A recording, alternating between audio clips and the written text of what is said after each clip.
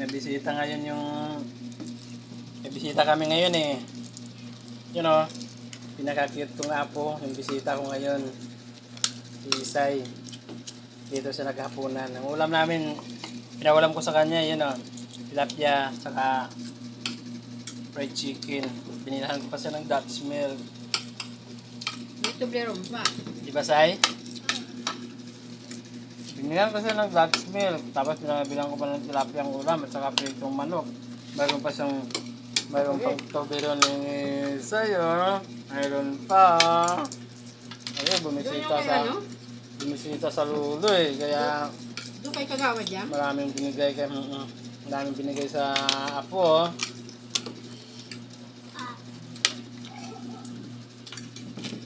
Ano, ulam tayo sa ito oh. Ay, ayaw kumulis.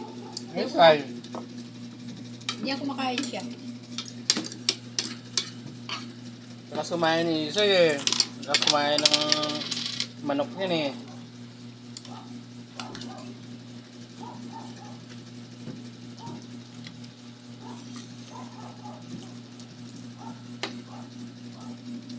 Damihan mo kain, Say.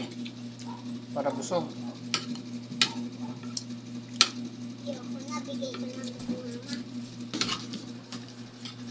Dandahan sa ano, hagdan ha.